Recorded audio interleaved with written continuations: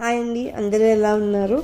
మనం ముంగుమూరు దేవదాస్ గారు రచించిన కీర్తనలు ధ్యానించుకుంటున్నాం కదా. అందులో భాగంగా ఇంకో కీర్తన ఈరోజు ధ్యానించుకుందాం. చిన్ని ప్రార్థన. యేసయ్య, మీకు అనేక వందనములు. ఈ సమయం వరకు కాపాడిన దేవా, మీకే స్తుతులు స్తోత్రములు.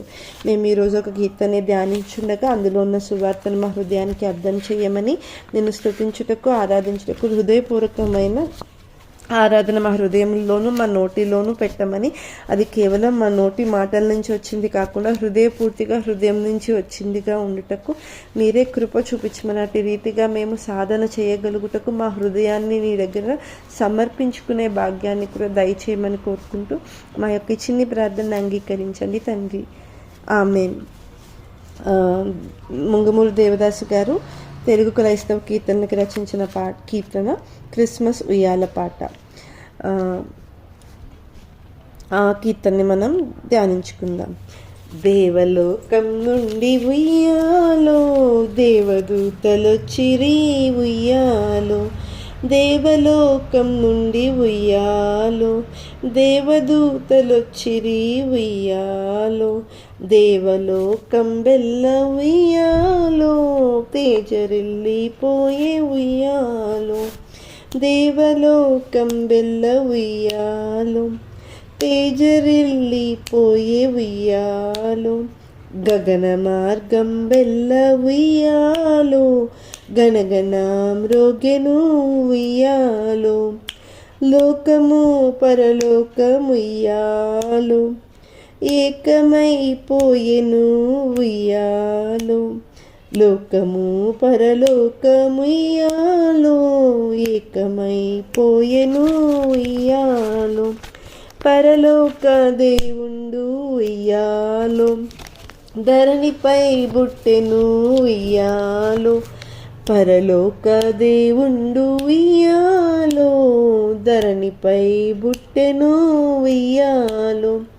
మహిమ బాలుండడిగో ఉయ్యాలో, మరియమ్మ ఒడిలోన ఉయ్యాలో. మహిమ బాలుండడిగో ఉయ్యాలో, మరియమ్మ ఒడిలోన ఉయ్యాలో. సృష్టికర్త అడిగో ఉయ్యాలో, శిశువుగానున్నాడు ఉయ్యాలో. సృష్టికర్త అడిగో ఉయ్యాలో, శిశువుగానున్నాడు ఉయ్యాలో. పశువుల తొట్టదిగో ఉయ్యాలో, పసిపాల కుండడిగో ఉయ్యాలో. పశువుల తొట్టదిగో ఉయ్యాలో, పసిపాల కుండడిగో ఉయ్యాలో. బాలరాజునకు ఉయ్యాలో, పాటలు పాడండి ఉయ్యాలో. బాలరాజునకు ఉయ్యాలో, పాటలు పాడండి ఉయ్యాలో. బాలరక్షకునికి ఉయ్యాలో, స్తోత్రములు చెయ్యండి ఉయ్యాలో. బాలరక్షకునికి ఉయ్యాలో, స్తోత్రములు చేయండి ఉయ్యాలో. పరలోకమంతటా ఉయ్యాలో, పరమ సంతోషమే ఉయ్యాలో. పరలోకమంతటా ఉయ్యాలో, పరమ సంతోషమే ఉయ్యాలో. నా తండ్రి నా కోసం ఉయ్యాలో, నరుడిగా పుట్టెను ఉయ్యాలో. నా తండ్రి నా కోసం ఉయ్యాలో, నరుడుగా పుట్టెను ఉయ్యాలో. ముద్దు పెట్టుకొనిది ఉయ్యాలో, ముచ్చట తీరంగా ఉయ్యాలో. ముద్దు పెట్టుకొనిది ఉయ్యాలో, ముచ్చట తీరంగా ఉయ్యాలో. మురియుచు వేయండి ఉయ్యాలో, ముత్యాల హారములు ఉయ్యాలో. మురియుచు వేయండి ఉయ్యాలో, ముత్యాల హారములు ఉయ్యాలో. గొల్లబోయిలొచ్చిరి ఉయ్యాలో, గొప్పగా మురిసిరి ఉయ్యాలో. గొల్లబోయలొచ్చిరి ఉయ్యాలో, గొప్పగా మురిసిరి ఉయ్యాలో.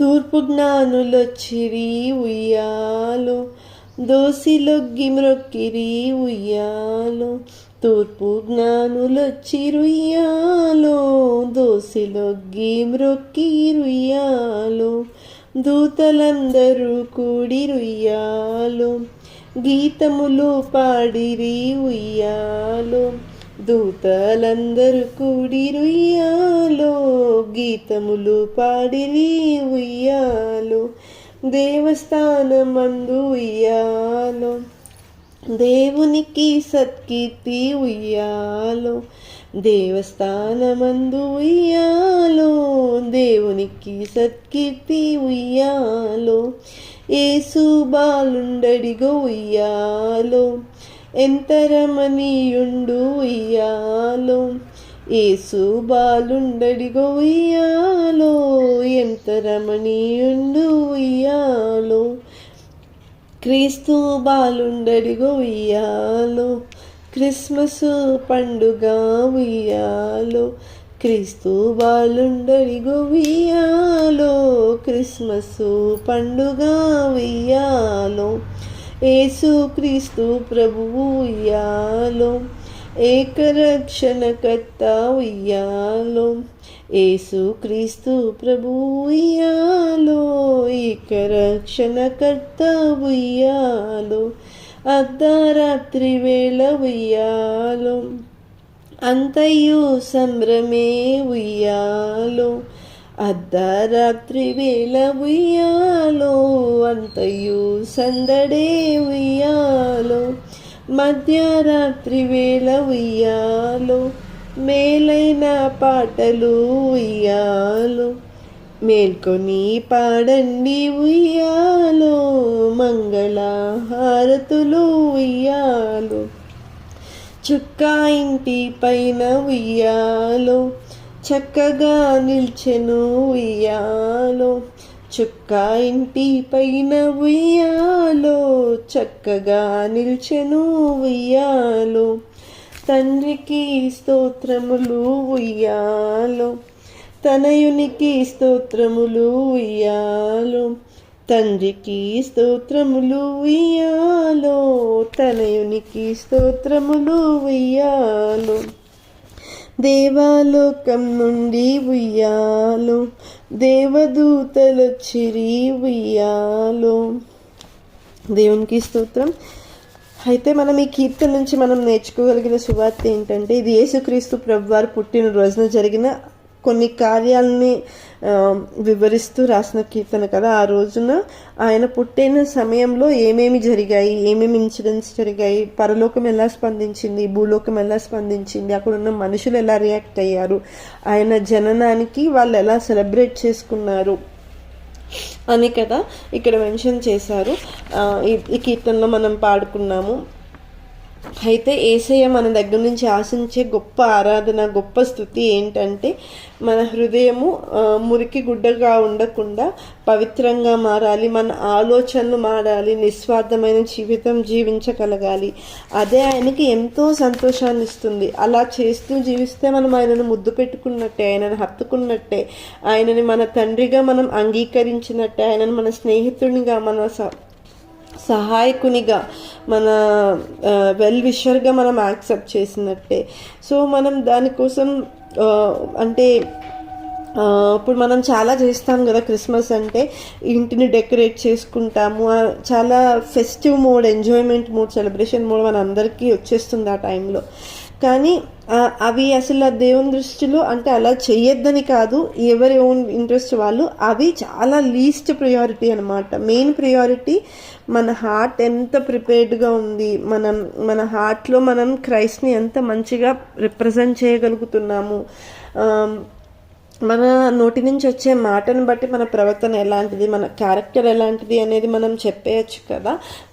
ఎదుటి వాళ్ళకి ఈజీగా తెలిసిపోతుంది కదా. కాబట్టి మన ప్రవర్తన ఎలా ఉంది, మనం ఇంటి పైన స్టారే పెట్టుకోగలదు, మనలో క్రీస్తుంటే మనము ఆ స్టార్ కన్నా బ్రైట్గా షైన్ అవుతామన్నమాట. అది తెలిసిపోతుంది ఇతరులకి మనల్ని చూసినప్పుడు.